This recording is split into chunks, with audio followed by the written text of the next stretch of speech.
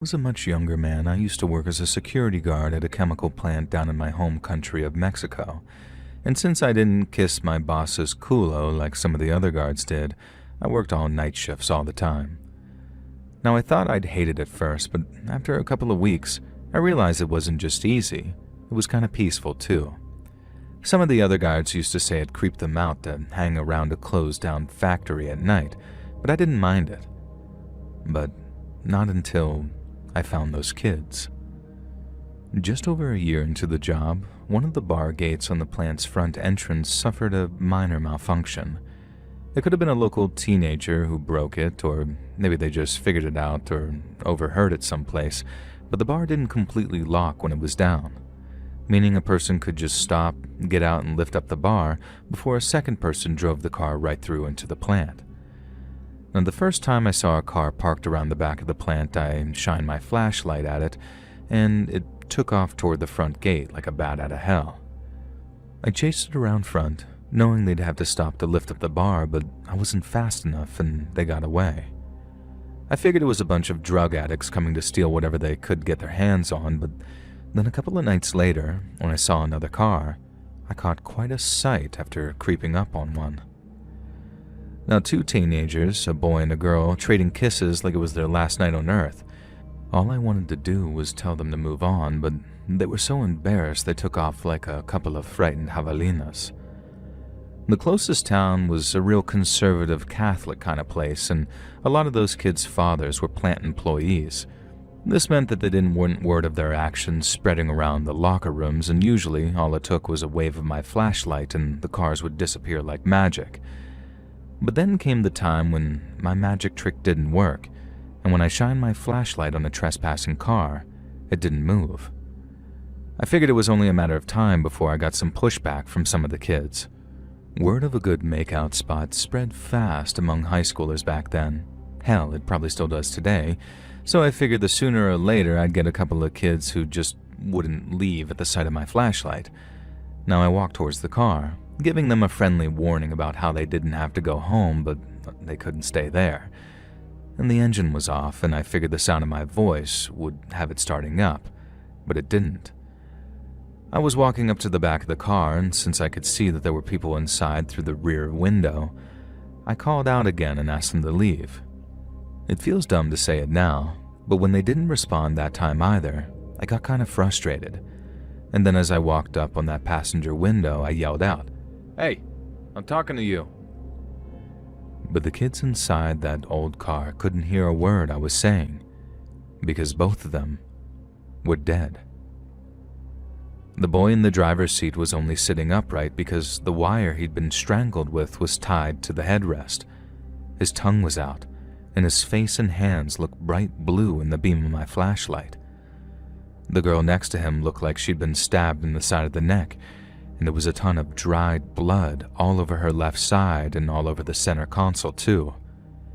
It was the worst thing I'd ever seen in my life, not just because of how bloody it was or how I hadn't expected to find the two bodies, but because their eyes were wide open when I found them. The girls were half closed, she looked sleepy, but the boys were almost bulging out of their sockets, and that final look of death terror was preserved for me to see. I ran to the plant security office and called the cops, and then a short while later, a single officer drove over from the town precinct to check out what I'd reported. By the time my shift ended, the back of the plant surrounding the car was a crime scene, with a bunch of cops all walking around while a police photographer took pictures of the bodies. The guy replacing me was asking if I was alright because he must have seen how shaken up I was. I told him I was fine. I just needed a day off to drink and forget. But as much as I tried, I couldn't shake the image of those two kids sitting in that car.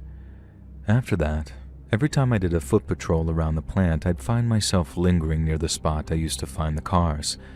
And it took me a while to face up to it, but I was truly haunted by what I saw that night. I found a security job someplace else in the months that followed, then about a year later, I moved to Arizona with my heavily pregnant wife. Tucson is crazy in its own way, but it's my home now, and while all kinds of terrible stuff happens on this side of the border too, I actually have faith that the police want to do something about the crimes that happen here, and I can't say that for my country of birth. It seems odd to think that seeing something so terrible was the start of my journey to the US, but it also reminds me of something my abuelita used to say when I was growing up. She used to say, "There is no evil from which good does not come."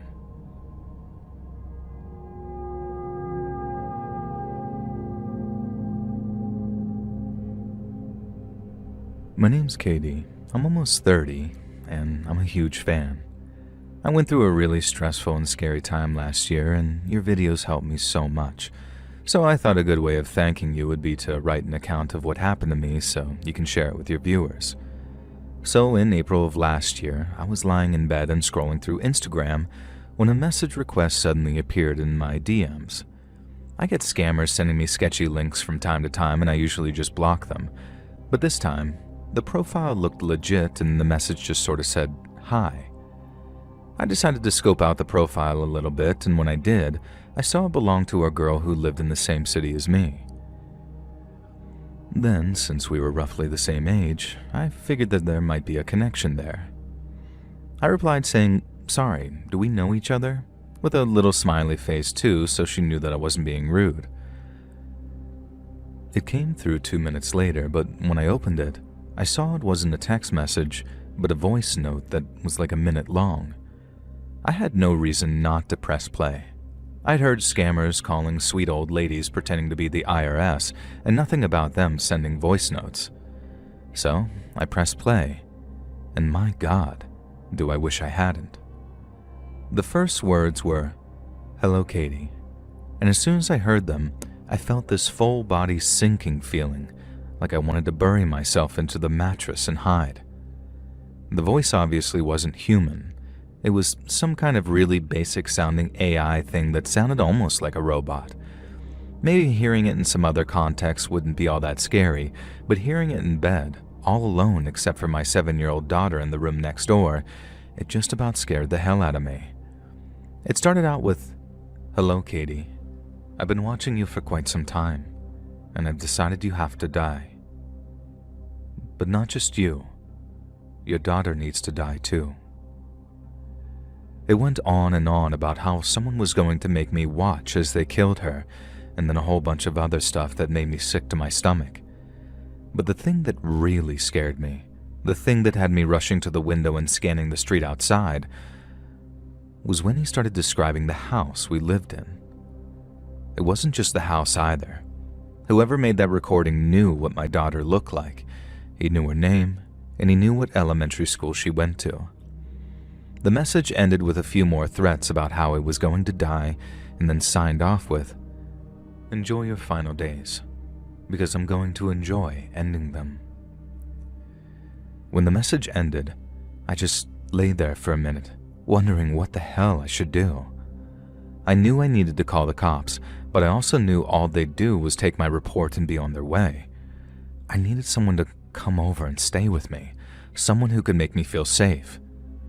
So, I called Joey.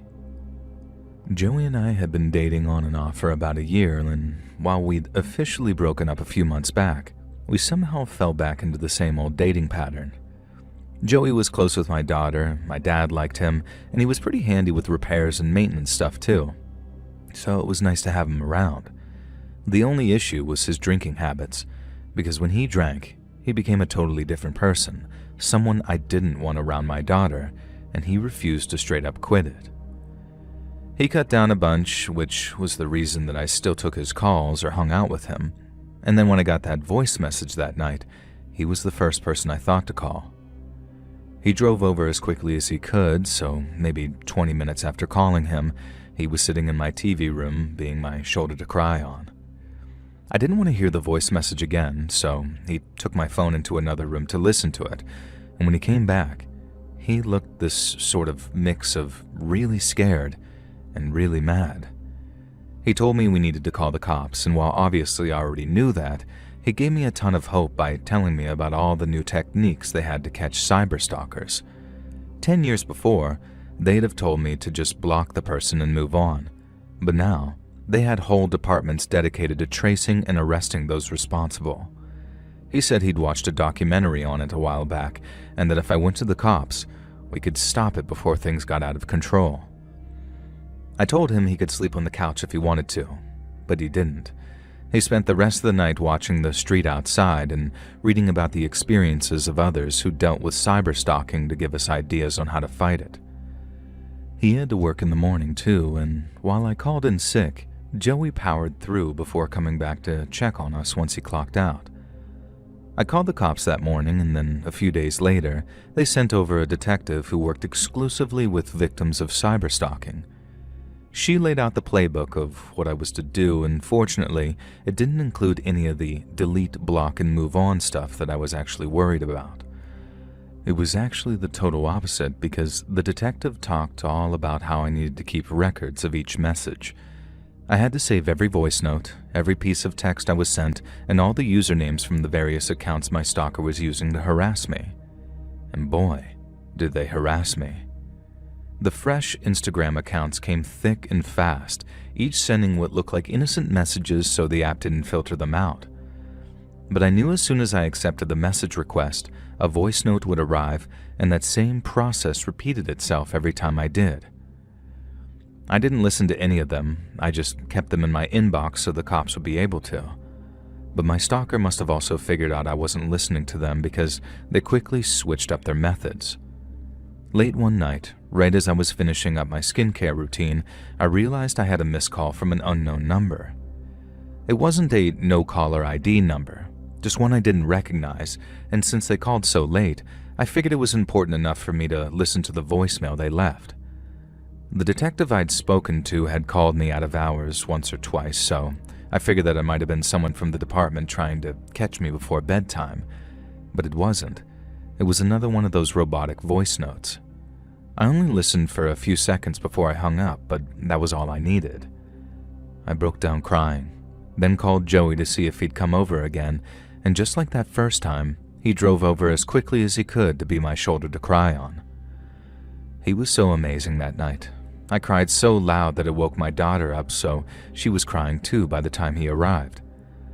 The first thing that he did was calm her down and get her back to bed, telling her how everything was going to be just fine. The next morning, Joey drove my daughter to school while I called the cyberstalking detective. I gave her the phone number the voicemail came from, saying maybe she could trace it or whatever. She thanked me before saying that sometimes cyberstalkers just get bored and move on to someone else. But my stalker didn't get bored. Instead, they escalated. I actually thought things were getting better at first because the number of Instagram messages slowed down a little and didn't get any more voicemails either. But then one night, right around the same time of night as both voice messages had arrived, I heard a super loud banging on my door. It wasn't just someone trying to be heard either. Someone was trying to scare me.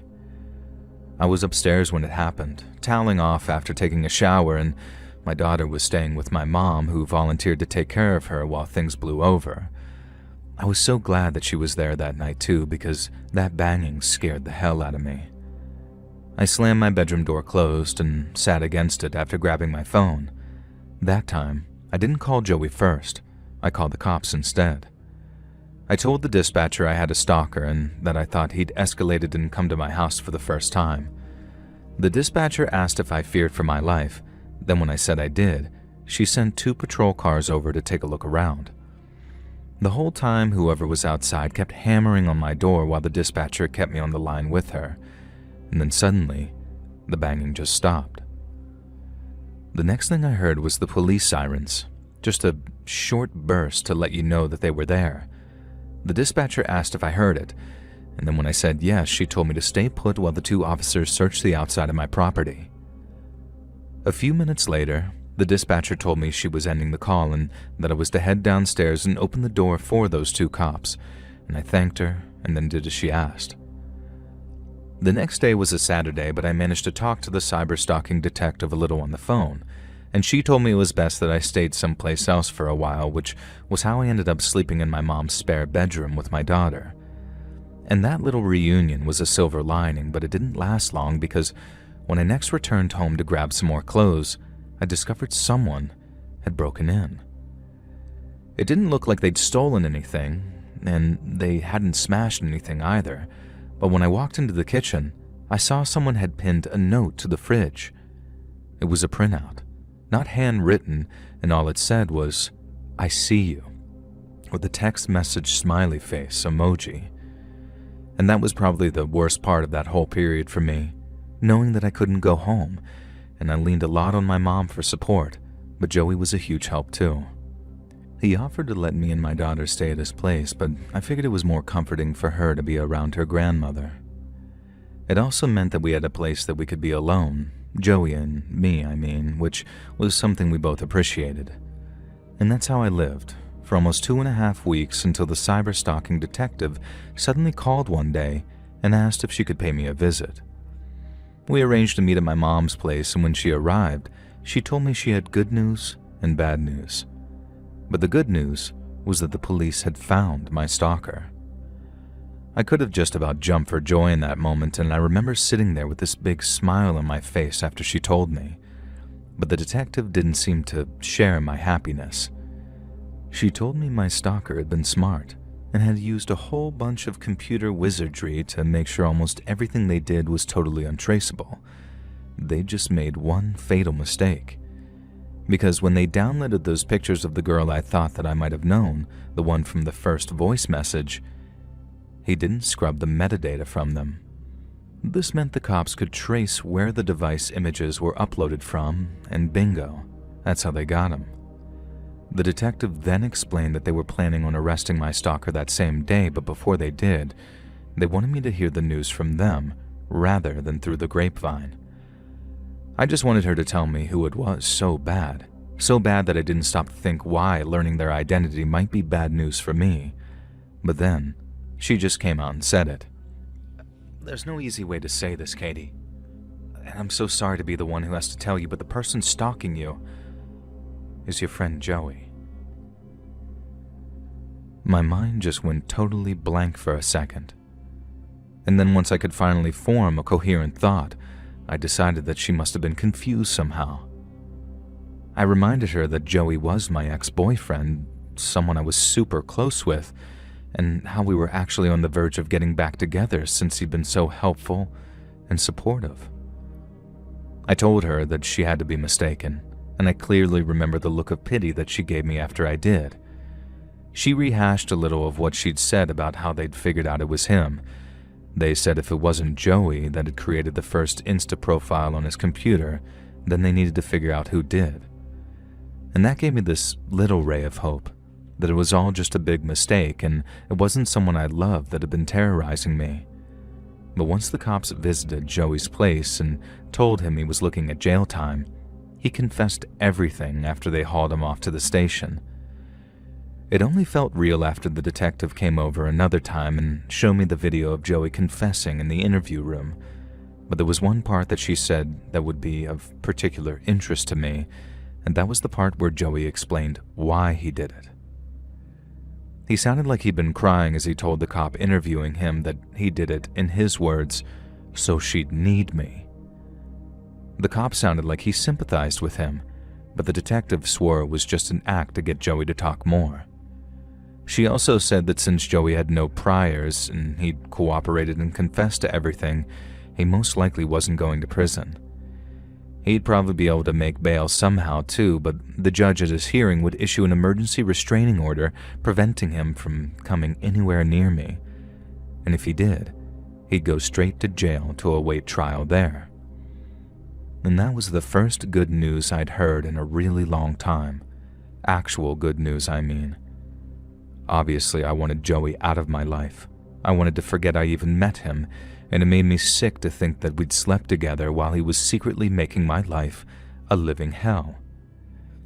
Thankfully, once all our friends heard about what he did, Joey ended up leaving town and moving someplace across the country. It felt good knowing the whole thing had ruined his life, just like it had ruined mine for a while. And wherever the hell he went, I hope he rots there.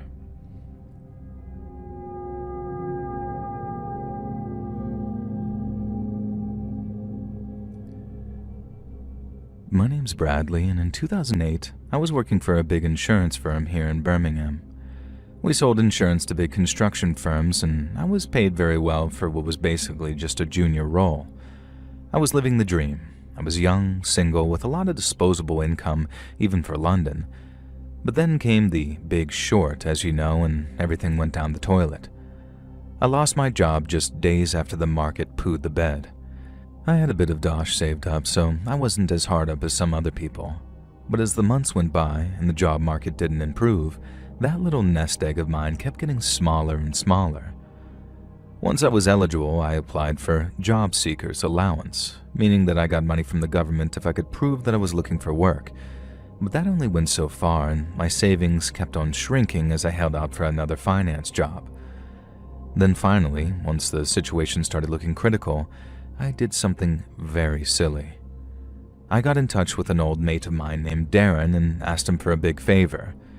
Darren and I had been mates all through school, but had drifted apart once we got to university because Darren got mad into ganja. He wasn't a waste man with it, he had a proper job and all that, but after work, he'd just zone out and smoke loads of ganja playing GTA 4. And I'd never even touched the stuff. I hated the idea of what smoking would do to my lungs, so imagine Darren's surprise when I called him up one day and asked if he could get me some weed. So I went over, and then once we'd caught up a little bit, I basically started grilling him on how much weed he smoked a week and how much it cost and where he got it from. And he asked if I wanted to try out smoking for the first time, but I said no, and that I wanted to try out selling it instead. I'll never forget his face. He literally couldn't believe his ears. But after I told him about my money trouble and how it was only supposed to be a temporary thing while I was out of work, it started to make a bit more sense to him. We talked until late about almost every aspect of the trade. Darren had never sold weed himself, but he knew a fair bit about it. And then after a call to his dealer to get his approval, Darren gave me his number and we set up a meeting. I started selling a few ounces a week to Darren and friends of his that I knew personally, but only that select group of people to keep things small, safe, and profitable. But after a while, they convinced me to allow people I didn't know to call over. Now, I was dead against it at first, but when I did the maths and realized that I'd earned hundreds more a week with just a few more customers, I changed my mind fast. By the time my customer base hit double figures, I was able to cover the price of everything job seekers' allowance wouldn't, which was a massive weight off my shoulders. I kept up with my job-seeking commitments, though. I genuinely wanted to get back into work, but I didn't think anything would come along for quite a while. And then one day, just as markets started to recover, I landed a job. The pay wasn't as generous as my first job before the crash, and I was looking at a long probation period. But getting back into the office was preferable to having to visit the job center every 2 weeks, which was so depressing, it used to sap the life out of me. I took the position and carried on selling weed to Darren and company until my first payslip arrived. Then when it did, I tried deleting the dealer's number. I just couldn't do it. I was making hundreds of pounds a week for doing next to nothing, and I was doing it in a way that I thought was safe and secure. So when it came to giving it up, all I could think was, why should I? I sometimes wonder if I'd stop right then and there, I'd have avoided what was coming. But a part of me thinks that it wouldn't have mattered and it was already too late. Now cut to about 3 or 4 months after I got back into work, and I'm still selling ganja to that small group of customers. It was a Wednesday night and I'd been asleep for about 3 hours when a sudden noise from downstairs had me jumping out of bed. My alarm clock said 2:03, a number I'll never forget, as the same sound repeated itself from downstairs.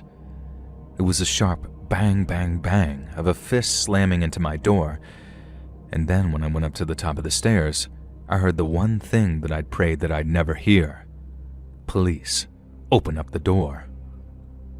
I'd feared that moment so much over the past few months, but I'd also done a lot to prepare for it. Having put so much thought into my various hiding places, I was very confident the police could search my entire house and not find a single banknote or a single baggie. So I made one of the worst mistakes of my entire life and I walked downstairs to open the door. Before I reached it, The man on the other side of the door gave me another loud bang and announced himself as police again. I told him, "All right, I'm coming," and then started prepping myself to act all innocent. I undid both locks, nice and slow too, so I had time to calm myself down a bit more. But then, when I opened the door, I just about filled my boxers with fear. Because it wasn't the police, it was a load of men en masse holding tools as weapons. I looked at them for what felt like seconds, but was probably only a fraction of one, and then tried slamming the door in their faces, but it was too slow. The man who'd been banging stuck his boot out, stopping me from being able to close it, and then another one of them rushed forward to either kick the door or slam his shoulder into it, because the next thing I know, the frame is flying out of my grip, and they're shoving their way inside. I tried running to my kitchen because the back door was there, but since I kept that one locked too, I was still trying to turn the key when one of the guys rushed in and grabbed me. I tried shoving him off and fighting him, but he had a hammer, and one blow from that was all it took to get me to give up. I had my back up against the kitchen's back door, hands raised to try and fend off another hammer blow, while shouting about how they can take whatever they want if they didn't hurt me anymore. I thought it was just a very aggressive burglary, and that after taking my TV and laptop they'd be on their way. But I was wrong. Dead wrong. They all had balaclavas on, and mostly wore black or other dark colors, so the only way that I could tell them apart was by what they were wearing or carrying. And that's how, when the one with the hammer backed off a bit, I recognized the fella who'd been banging on my door as he stepped in. He pointed a wrench at me, and then told me in no uncertain terms that if I didn't cooperate, they were going to kill me. Now, I just nodded like, yeah, okay, and then he grabbed me by the hair and dragged me into the front room. And once I was there, I saw one of the men pull out a length of blue plastic cord from the front pocket of his hoodie. I started to panic again, because it was obvious they were planning to tie me up, but all it took was another couple of threats before I decided the rope was preferable to the hammer. I thought they wanted me tied up so I couldn't cause problems for them. I also wouldn't be able to phone the police until long after they'd left. But again, I was wrong. They had other plans for me. They tied my wrists behind my back, then tied my ankles and knees together before pushing me onto the couch. I told them all a second time to take whatever they wanted, and I thought that they'd go about carrying off the TV and all that to what I assumed was a van waiting outside. But instead, they started asking me where my stash spots were. For the second time that night, I got that horrible sick feeling, and it came when I realized that my big secret, the one I'd worked so hard to protect, wasn't a secret anymore. I tried playing ignorant at first, saying that I didn't know what they were talking about, but that didn't wash. One of the blokes started bashing my legs with something heavy, and when I screamed, another one clamped his hand over my mouth. They kept on hitting me over and over, while I screamed into that guy's hand. But when they asked me again where my stash was, I somehow found the will to play ignorant again. I suppose that was the thought of losing all that money I had hidden away, which by that point was a couple of £1,000s, that kept my mouth shut, and I was amazed that I had the minerals in me to withstand a round of torture. But when they upped the ante and threatened to start cutting off my toes with a pair of pliers, I broke. I screamed at them to stop as soon as I felt cold metal on one of my toes, and then told them exactly where they needed to look to find both my money and the ounce bags of weed that I had hidden away upstairs. Two of the guys kept watching over me while the other ran upstairs to grab everything. I heard them rummaging around for a bit, and then suddenly I heard one of them shout, "Found it." A few seconds later, they came back downstairs holding the bags I kept my cash and ganja in, and then once the lead bloke was happy with everything there, he ordered his boys out of the house, but not before telling one of them to put me to sleep. I thought that was it, that they were going to kill me to make sure that there was no witnesses. I was almost relieved when I saw the bloke who approached me draw back his fist in preparation to punch me, and then when he did, it landed right on my jaw, and at that moment everything started to go fuzzy. When I next opened my eyes, the masked men were gone and the house was quiet again. I remember being robbed, somehow tied up had slipped my mind, so it was only when I tried to move again that I realized I couldn't. I started to panic again, because I realized that even though I'd be missed at work in the next couple of hours, my bosses wouldn't jump straight to calling the police. They'd just assume that I'd pulled a sick or something. And if I didn't get myself some help now, I could be stuck in the house for God knows how long, waiting for someone to knock at the door or realize I was missing. The thoughts scared the crap out of me, and even though it hurt like a bastard to fight against the ropes, I did everything I could to loosen them. It was no good though, and by the time I kept it cutting into my wrists, I knew that I'd have to try something else. I ended up hopping over to my home phone, which sat on the coffee table in the back room. I sat myself down on the floor, kicked it off the table so the handset got a dial tone, and then I called the only person whose phone number I knew off by heart, the dealer I used to buy from. I had to try a few times because he didn't answer the first few times I called, but then finally, after feeling my hopes shrink down to almost nothing, he answered the phone with a very groggy, "Yo." And I told him it was an emergency, that he needed to come over to my place right away. He replied that he had his kid with him, so he couldn't make it. And I reckoned that he thought that it was after a few fresh ounces, but when I told him what had happened, he said he'd come over as soon as possible. I told him where I'd hidden a spare back door key in the garden, and then after he hung up, I just laid there, praying that he'd show up. About half an hour later, I heard someone climbing over the back fence, and that's when I got up and hopped towards the sliding doors in the back room, and I felt this deep feeling of relief when I saw who walked into the garden. It was the dealer, true to his word, and after he unlocked that back door, he helped cut away the ropes and free me. He couldn't stay long. He really did have his kid with him, and she was asleep in the backseat of his car, but after I explained what had happened, he actually told me I was lucky. He knew about one fella who'd come away with a nasty scar on his chest, where the gang had taken a hot clothing iron to him, and another who never walked properly again after a gang smashed one of his knees to pieces. I remember asking him, "What do I do now? I can't phone the police, can I?" And all he said back was, "Move, and to the other side of the city if possible, because once they've found you, they always come back."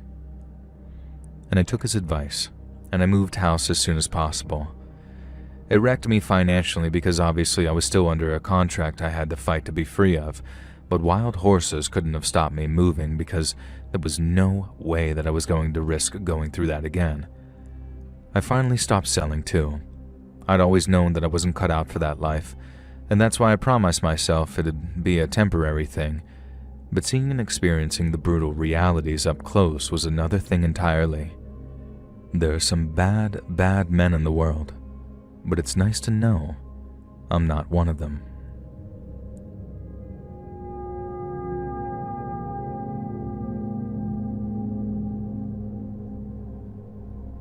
Just over 20 years ago now, when our daughter was still in diapers, my wife and I moved out of our one-bedroom apartment and into what we called our starter home. It was a 2-bedroom townhouse right on the boundary between the city and the suburbs, and we were in love with it from the moment we attended viewing. We lived there for almost 10 years, and it was a great place to live, and I've got a lot of very happy memories of our daughter's childhood in that house. But it's also the place where I experienced one of the most frightening and disturbing things of my entire life. The street that we lived on was kind of out of the way, and that meant peace, quiet, and a very low crime rate. It was serene compared to the neighborhood of our old apartment, and that was a place where you basically had to be on your toes all the time. So after a few months of living there, I slowly started to let my guard down. I still kept all the doors locked at night, and I still kept my gun ready to go in its lockbox, but I stopped having to be so suspicious of crazy neighbors and local weirdos, and it was great. But then imagine the terror that I felt when I woke up in the middle of the night in our peaceful new neighborhood and heard noises coming from downstairs. My wife was asleep next to me and our daughter was in her crib just a few feet away from our bed, so I knew whoever was downstairs must have broken in somehow. I woke up... What the fuck? I'm sorry guys, this has been such a tough night. I woke up my wife, told her what was going on, and then told her to call the cops while I made sure the home invader didn't make it upstairs. Then I made for my closet, grabbed my gun from the lockbox, and then crept out into the upstairs hallway as quietly as possible.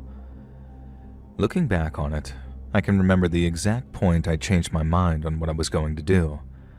I knew that I didn't want to kill anybody because, no matter the circumstances, I didn't want that on my conscience. But I also wanted this mother effer to pay for breaking into my family's home and putting my girls in danger. So that's when I made up my mind to try and surprise them, and then keep them where they were under pain of death till the cops showed up and arrested them. Once I was maybe 2/3 of the way down the stairs, still creeping quieter than a mouse, I heard noises coming from our kitchen. I figured they'd be in the living room, where all the most valuable stuff was, but when I heard sounds from the kitchen, I realized that I'd have to creep all the way down the first floor corridor without alerting whoever was there. My heart was thumping like a drum as I walked barefoot along the wooden floor, and I seriously struggled to maintain my cool as I heard them moving around. I froze when I heard the faint sound of a chair leg scraping against the linoleum floor, then listening as I heard the sound of someone opening and closing cabinets. I guess that should have been a clue right there, that someone was digging through our kitchen cabinets and not our living room with its brand new DVD player. But at the time, I was too hopped up on adrenaline to think about anything other than my plan, and things didn't drop until I peeked around the kitchen doorway. I had my gun ready and was about to tear around that area like I was in a movie shouting, "Freeze!"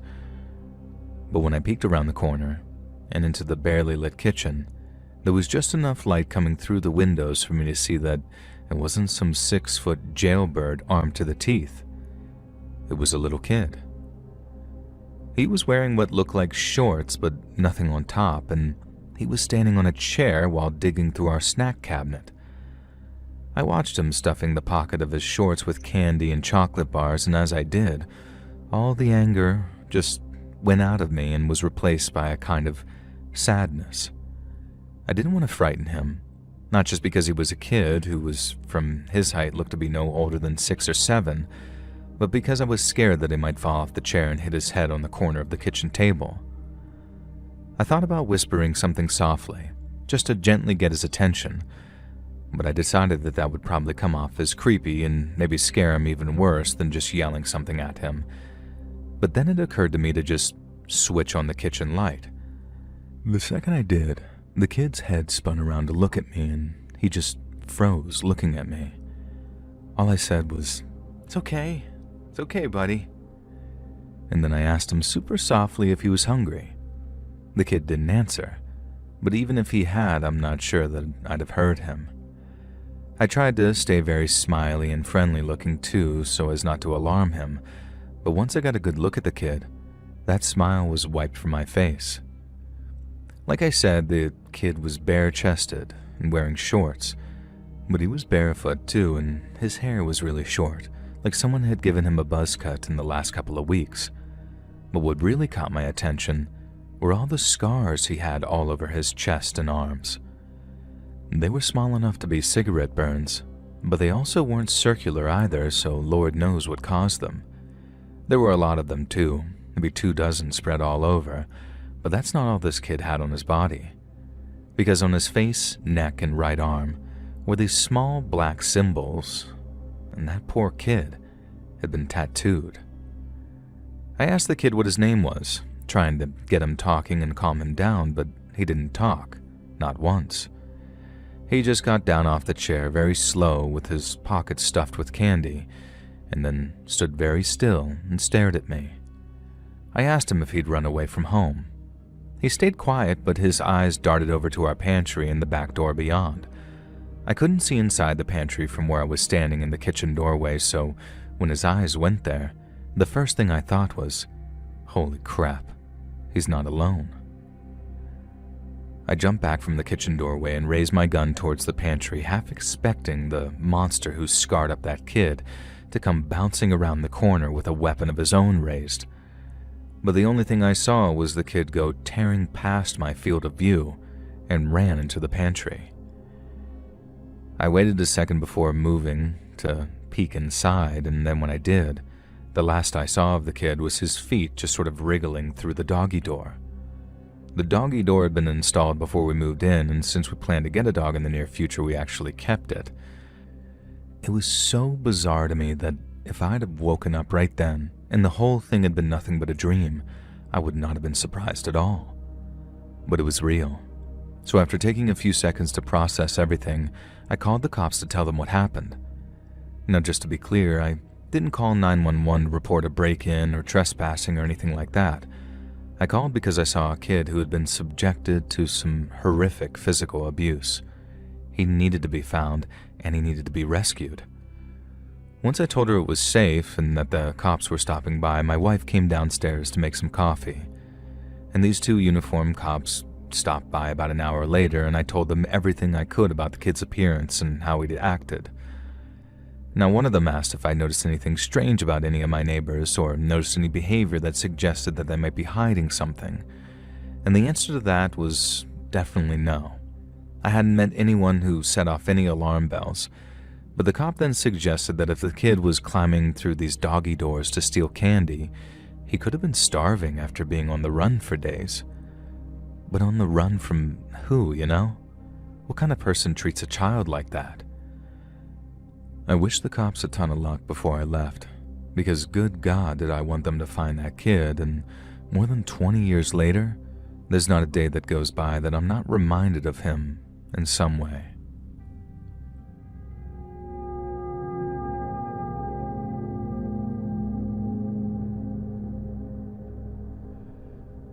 Back when I was still a college student and living in dorms, I woke up in the middle of the night one time to hear an argument unfolding outside my window. It wasn't super loud or anything, but it was literally right there outside my window, and since it was a warm night and I kept my window open, it woke me up. Now, my first thought was to tell whoever it was to shut the hell up, because it was like 3 a.m. and I had classes the next morning. But after I overheard what they were fighting about, the gossip in me suddenly wanted to listen. It was a boy and girl arguing, mostly in very hushed tones, but every so often the tension would rise, and so would their voices, before one shushed the other back to just whispering. And at first I thought they were a couple, and then I realized that they were an ex-couple, and that the boy was basically pleading with the girl for them to get back together. He kept apologizing for something he hadn't told her, but she didn't want to hear it. She called him disgusting, said he should be ashamed of himself, and that he never wanted to talk to him ever again. She said that, but there she was, still talking to him, and doing it outside my dorm at 3 a.m. too. That had me thinking that they were both as bad as one another, one of those toxic couples that shouldn't be together but can't seem to separate. But since the tea was being spilled, I guess I was going to drink it. After pulling back the curtains just a little, I peeked out from around them, trying to figure out who each party was. I thought I recognized the girl's voice from somewhere, so she had to be living in one of the nearby dorms, but I didn't recognize the boy's voice at all, so I tried getting a look at both of them to see who they were. It was dark outside, and the couple were standing right at the edge of the parking lot. They weren't all the way lit up by the streetlights, and the boy half of the couple had his back to me. So without being able to ID them, I just kind of kept on watching from my window and listening in to what they were talking about, but all they did was go round and round in circles. Now, the boy was trying to explain something in a very low voice, and then in a slightly louder one, the girl would then respond, "I hate you. You disgust me. If I've ever known who you really were, I'd have never have dated you." And it seemed like the guy had something that he didn't want people to know, which was why he was always the quieter one. But the girl knew it, and was absolutely letting him have it. Then, as she went off on some rant about how gross he was, he wheeled around in frustration like he was about to walk off. But he didn't walk off. Instead, he turned back and punched the girl in the face as hard as he could. And the impact was loud, and the noise that the girl made when he hit her was so upsetting that I just gasped and held a hand over my mouth as she fell to the ground. The boy leaned over her and looked like he was about to hit her some more, so I kind of got up on my tiptoes so I could yell at the window, and I remember saying, "Hey, leave her alone, you piece of crap." I guess he didn't realize how he was being watched that whole time, because the second he did, the boy started running off towards his car and then took off driving like some crazy person. Now, my yelling woke up some of the fellow students, and they were pissed to be woken up when they had classes in the morning. But all it took was me telling them what happened, and they came running too. I figured the boy had knocked the girl clean out with that punch, but when he ran outside, we found her having some kind of seizure. And that was one of the scariest things I'd seen in my whole life, because I was convinced that she'd hit her head on the concrete and was going to die as a result. Thankfully, the girl survived with just a concussion, and her ex-boyfriend ended up getting arrested. But the whole thing that made a lasting impression on me, and even all these years later, was still thinking about that girl and how sickening the noise was that she made after she got punched.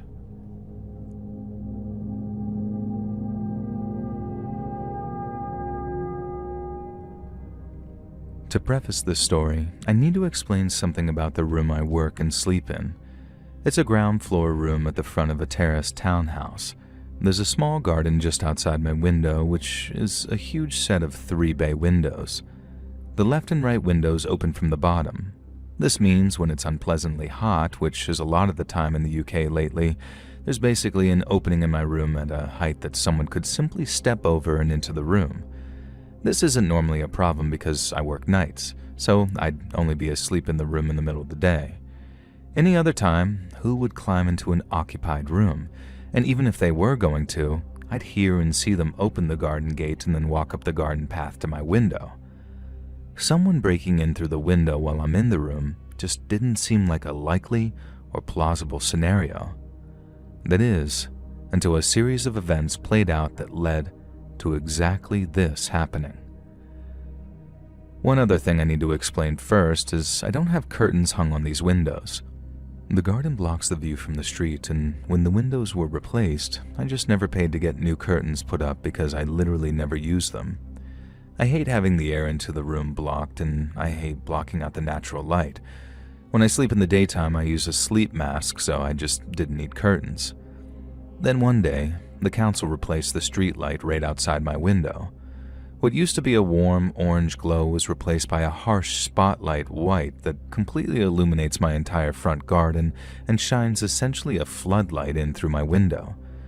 They're supposed to fit these street lights out with rear guards to prevent light pollution of personal property, but they just haven't. We've complained, all the street lights in my cul-de-sac are like this, but they never did anything. So what I did was, I bought a canvas-printed fold-out screen, and it seemed like a perfect option. I can open and close it, move it at will, and shield whichever parts of the room I want, and it's a hell of a lot cheaper and less committal than hanging curtains. This worked great for a couple of years until one day, very recently, there was a pop outside my window. I was sitting on the chair against the other wall of the room facing the screen when the pop happened. It took me a moment to realize that the streetlight outside had blown. Hey, fine by me. That annoying POS had been dazzling me with its overly bright bulb shining in my room for years now, and I wasn't going to shed a tear for it just because it blew up. When my entire power shut off an hour later, though, then I wasn't happy. I sat there in pitch-perfect darkness for a bit. Eventually, I could hear the sound of drilling and clanking from a few blocks away, and soon realized that they were obviously doing some kind of electrical work. The last time this happened in my street unprompted, the power had been out for 2 hours. This was in the early evening. This was in the middle of the night, just past midnight, and I didn't have a torch nearby or anything. I just had my cell phone with 48% battery. I tried to read a Superman comic by the light of my phone for a bit, but it was a strain on the eyes. You see, I'm disabled and not too steady on my feet, so I don't really want to go walking around the pitch-dark house in the middle of the night either. So eventually I shut my phone off, put the Superman book on the side table, and just sort of relaxed in the chair. I have no idea how long I'd been asleep when I woke back up. The power was still off, and for a second, I forgot why it was so perfectly pitch dark. When you're used to constant light pollution to some degree, having the power for your entire street go off is really eerie, especially when you can't see 2 feet in front of you, which means you can't see what's making that scraping and dragging sound. I listened hard. I could vaguely see movement in front of me. Was the screen falling over? No, crap, no. It was being folded back. In the pitch dark, in the middle of the night, someone had climbed in through my window while I was asleep, and they were now in the small space in between the screen and the window itself. I strained really hard to make out whatever I could. I thought I could see a hand wrapped around the edge of the screen, but it was almost impossible to tell. Even as the screen folded back and exposed the room to the meager light of the crescent moon, I barely had any more light. But it was enough to see that yes, someone had in fact climbed through the window and were carefully moving the screen aside. The moon had slightly lit them up, but I was still in total darkness on the chair. My heart was absolutely hammering in my chest, and I had no idea what kind of thief this was. They could have a weapon. It could be a knife. They seemed thin and of average height, and they took a shaky step or two into the room, and I could tell that they were looking about as if trying to make out a route. My room is pretty cluttered, being charitable, so almost immediately they reached out and brushed a table.